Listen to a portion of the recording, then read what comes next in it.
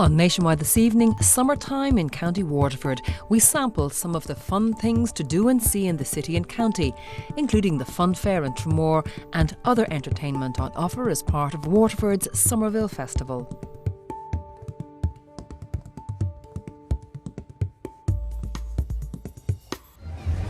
You're very welcome to Nationwide, where we're bringing you all the fun of the fair from Prom Fest in the beautiful seaside town of Tramore in County Waterford.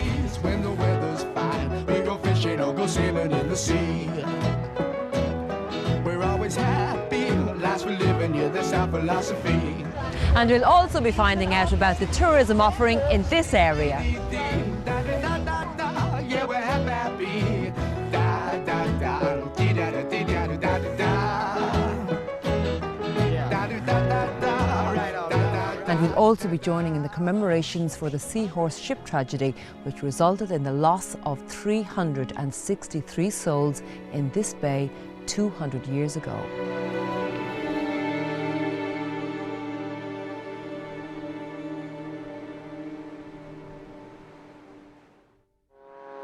But first, it's back to festival fun. Well, let's all go here at Prom Fest. Keith Daniels, what's it all about? Oh, it's all about fun, really. This is our third year now, and we're going from strength to strength each year. And as you've seen, the air show there is just going on. This is our second year, we're delighted with it. And we have a lot of other exclusive stuff like the Spy Bus we have coming here.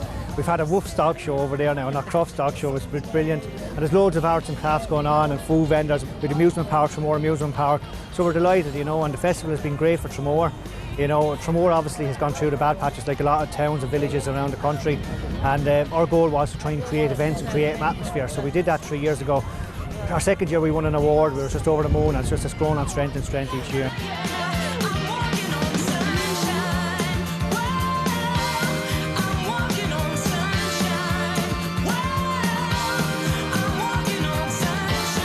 You're in your third year, as you say.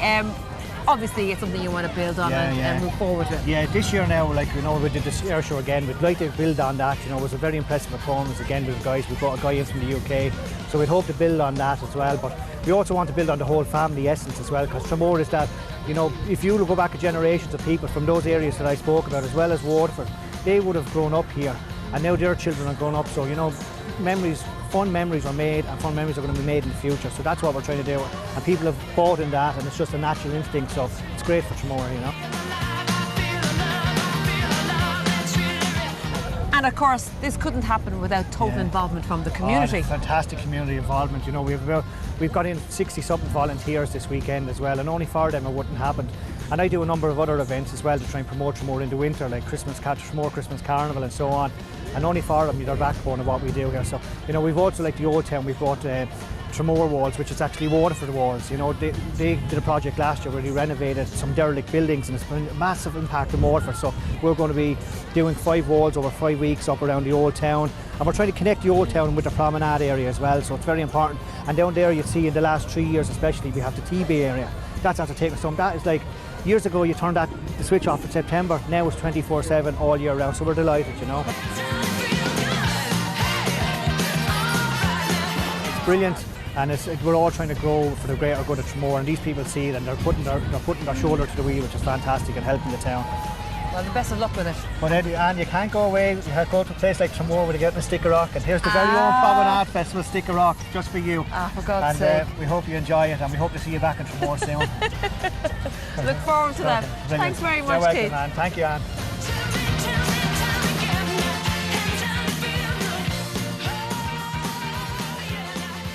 Well, no trip to the seaside is complete without a stroll on the beach. Lovely shapes and patterns on the sand. Going to find out a little bit more. Hiya. Hello there.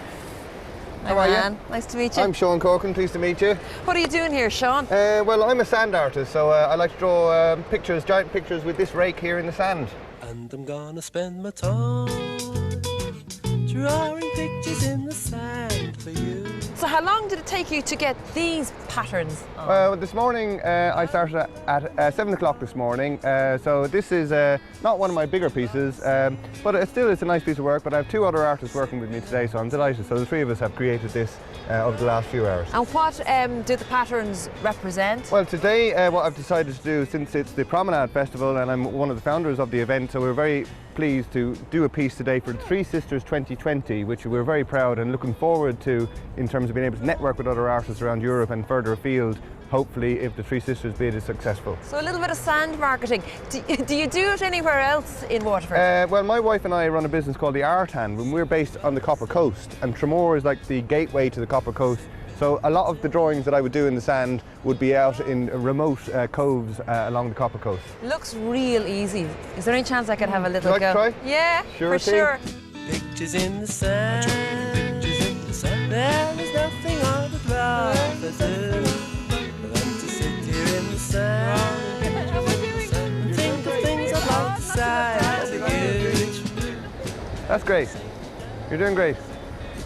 And then it doesn't last so long, Sean. I mean, Well, it all is you know, it's washed away by the tide. Absolutely. I mean, that's the beauty of it for me, and it's always there, captured in photographs and images and video. So it's nice. It's nice that you have a blank canvas the next day as well. Yeah, I'd love to have a look from on high. So it might be an idea to go up to the prom here Sure, and have a look up down. along the promenade, and you'll see the Three Sisters 2020 piece that we did just over there. Okay. Fantastic. Thank Thanks very you. much, Anne. Thanks a lot. And that's a fine circle you've just drawn there. Well, I'm very done. proud of my circle, folks. Thanks a million. See you soon. Have a good day. Thank you. Well, I can never draw my love. It's so very hard to do. Sand art looks really good from the height of the prom here, looking down on the sand, and I can see my own little circle over there, just there where those ladies are walking. Sean, you did a great job. Oh, thanks, Anne. Good luck.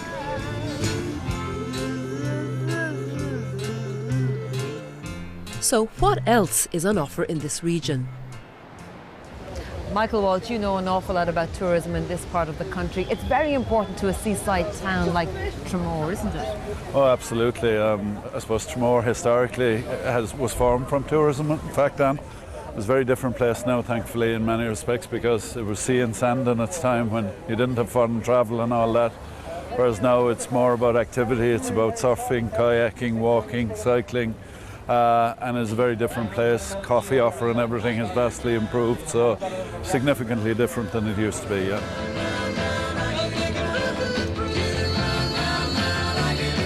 I'm getting bugged driving up and down the same old strip. I gotta find a new place where the kids are hip.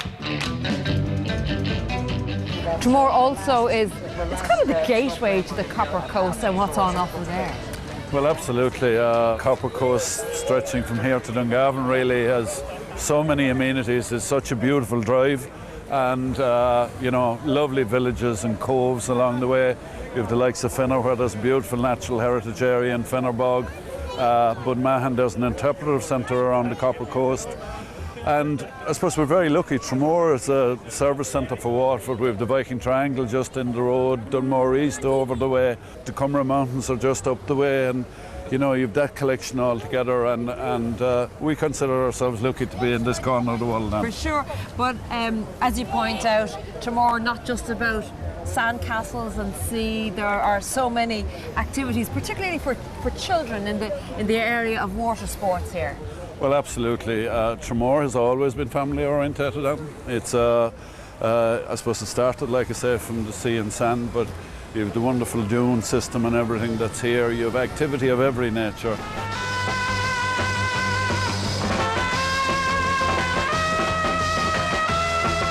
I think surfing and sea-based activities really that speak more about having the wetsuit on, is the way I'd put it, have absolutely transformed Tramore in some respects, and it's become less weather dependent is the reality, but it's all about fun-based activities.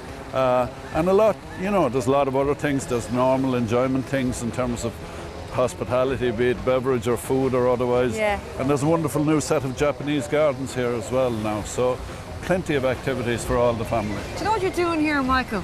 You're doing a great sales job for Waterford. Any of us from Waterford are very proud of the fact that we're from here. I live myself in Tramore for over 10 years.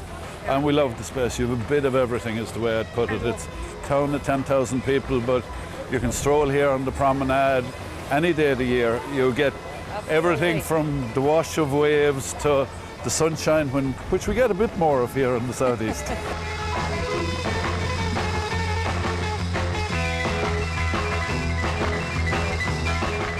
Now, some of us may have heard about the Winterval Christmas Festival that takes place in Waterford each year. Well, I'm having a coffee with someone who has a summer twist on that. Owen Byrne, tell me, what is this Summerval Festival all about? Well, Anne, Summerval is basically the brainchild of the people who brought us Winterval, which is our big winter festival here, Christmas festival. And we've decided to put on a summer festival to attract people down here while we have beautiful weather and to see everything that the city and county has, not just the city. So we have a festival over the 10 weeks, which commenced last week, and it's going to run all the way through till September. So if anybody visits Waterford, city or county, there's over 33 events on. Hot town, summer in the city, back of mountain neck, getting dirty and gritty. And that's on top of all of the festivals, like we have Day Tripper, we have Promenade Festival, we have festivals in Dunmore East. And a lot of those events are free, aren't they? Yes, we try to keep very much a free ethos on all the events as much as we can, and so there's over 17 of those events are free. So we have a toy square in Cathedral Square in the city. We have a beautiful Spree workshop where the people from Spree will teach you how to make craft and things like that. So a lot of beautiful ideas going on there. In the summer, in the city.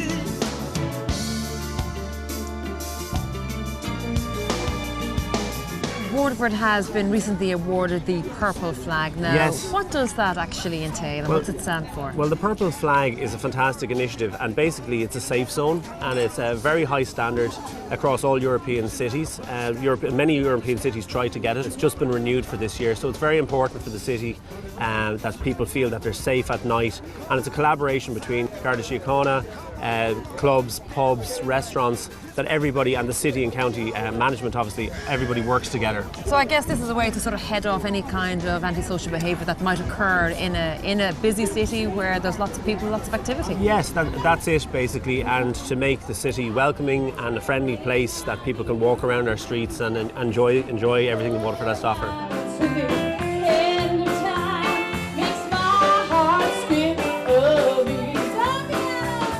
I know that Summerval is just underway, rising out of Winterval, which was very successful. What's your sense of how it's progressing at this early stage?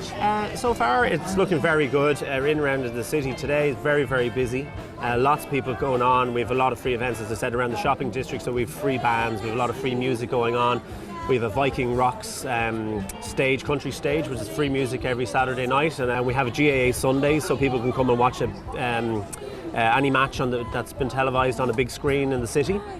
So we have that facility for people to come along and enjoy the city and everything else that's around it and have a really good day out. We also have all across the county as well as the city. It's not just restricted to the city. So places like Mount Congreve Gardens, they have events on and nature walks and tours for people. We have Curramore, we have Birds of Prey out in Curramore.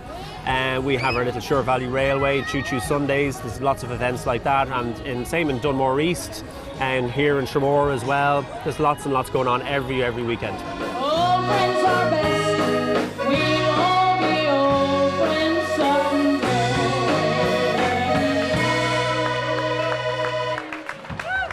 We're going to take a break now while I enjoy my Prom Fest rock. When we come back, we'll be bringing you more from Tramore. We'll see you shortly.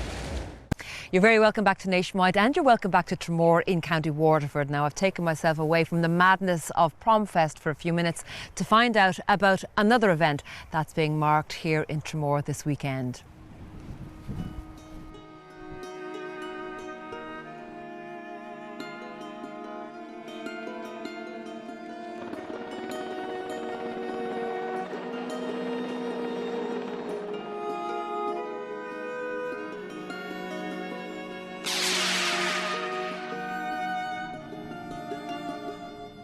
Nice to meet you, Maxine. You too, Anne. You're very welcome to Tramore. Thank you. Now, I know tragic events unfolded in this stretch of water over here in the last 200 years ago. Can you tell me about that?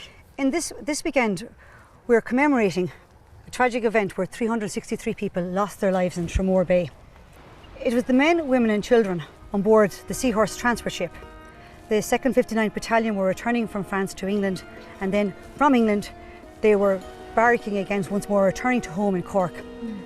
After 3 days of plain sail, a dreadful storm brewed up, and the captain turned from his journey heading towards the old Heddegan sail and turned back, hoping to reach the safety of the port of Waterford. The ship was unable to round Brownstown Head, and with the mast and the sails broken, and can you imagine the enormous waves? The bay looks so calm and looks so harmless at this stage, but this is actually quite a treacherous bay. There's sandbars and it's quite shallow as it reaches into the beach line there. Unable to round Brownstown Head, the captain and the crew threw out the anchors. As they threw out the anchors, the ship wound round, but as it wound round, it wedged in Tramore Bay. But as it stood solidly in Tramore Bay, the ship had been compromised, having been sailing previously in the South Seas. It was copper-basted, but as it wedged into the water and as the anchors pulled apart, it tore itself apart, and therefore you had the catastrophic loss of lives. Had it been under other circumstances, had it ran straight into the bay, there was a great opportunity perhaps to save some of these lives. But because it was about a mile out on the bay, that all the crew could do and those that attempted to rescue was hope to pull people in from the ocean itself as the ship tore apart and people grabbed onto planks. And there's the dreadful sad story of how mothers, there's 30 children lost their lives here and 38 women, but could you imagine the attire of the women in those days? There was no hope for these mothers. Yes. But the mothers, they placed their children in travel chests, you know, those large travel chests. Yes. In one chest, as it came on shore in there in the beach, what's called, it was opened by those attempting to rescue, and 4 lifeless bodies were found with the infants inside. And it's harrowing. People thought they had left war behind. They thought they were going to now live a life without war, back in their home territories, whatever county that might be, Tipperary, Meath, Tyrone and Cork. This is where some of the soldiers originated from. They were heading back to live those ordinary, regular lives with their wives and with their kids. This sadly is where they met their end. And we could never possibly imagine what it might have been like on that day. But on a day like today, no one could possibly assume that such a tragedy would have taken place.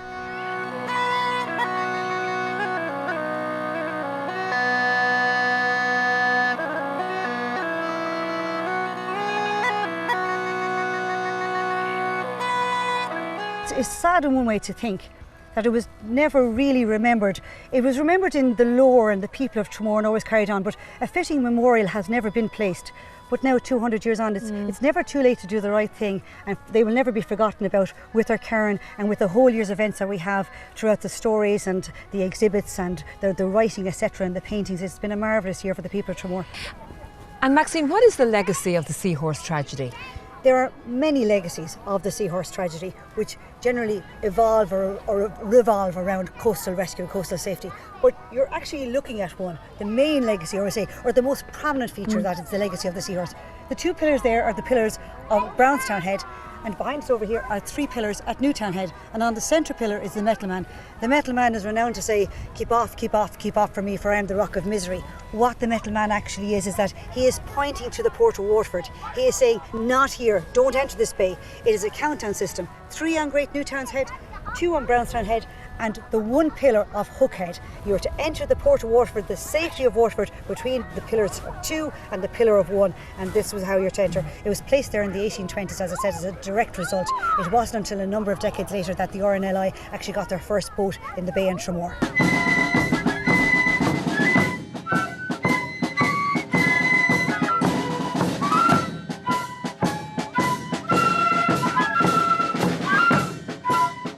Tracy Dunn, you are the chief organiser for the Seahorse events. What's involved? It's a commemoration as well as a celebration, because of course we're commemorating 363 people that lost their lives in Tramore Bay, but we're actually celebrating the coming together of the descendants of the rescuers and the survivors and relatives of those who perished in the Seahorse. So it's a feel-good commemoration.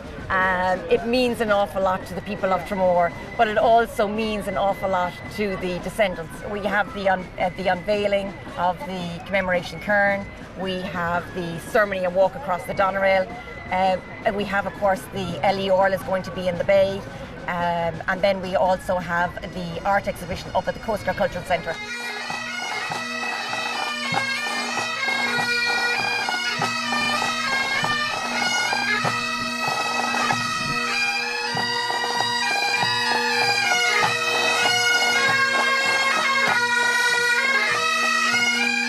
Chris Hunt, you have come to Tramore for the Seahorse commemorations today because of your family connection. That's right. I'm originally from Avoca, Michigan, which of course is a very Irish town, about 70 miles north of Detroit, very rural area. But my ancestor did come from Tramore, and he was one of the, they say, one of the primary rescuers of the victims of the Seahorse shipwreck. And what do you know about him, and what do you know about his role in the rescue? I know that he was a young man in 1816 when the disaster happened. I know that he, when they saw the people in the water, he went out to the bay up to his neck and dragged out a few people, and therefore saved their lives. And then afterwards helped direct to light some fires, and even brought some spirits from home to sort of revive them.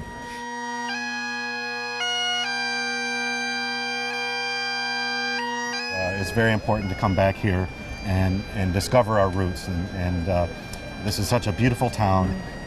Very proud not only to be from Ireland, but to be from this specific area. It's a wonderful place.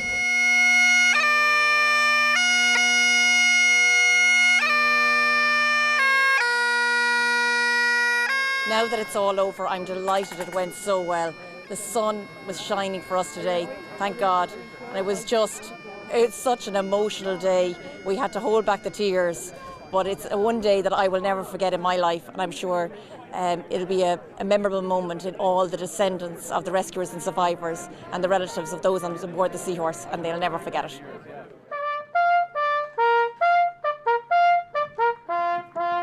When I heard about the Seahorse commemoration and my ancestor, my fourth great grandfather, Arthur Hunt, his role in the rescue of the poor victims, I couldn't be more proud. Just the fact that people have embraced my family here, the generosity and hospitality of the Irish people, I couldn't be more proud of my ancestor, and I couldn't be more proud of my heritage and the Irish people.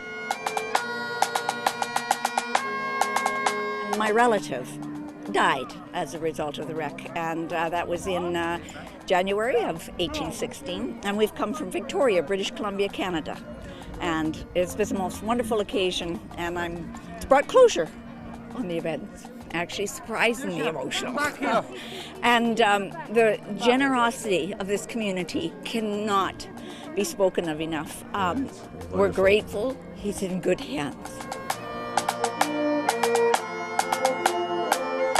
It's time now for us to say goodbye from this very tangible reminder of the immense loss of life in the Seahorse tragedy. It's clear to me that Tramore not only is a wonderful place for families to come and spend the day, it's also rich in maritime heritage. And so, from all of us on the Nationwide team, good evening.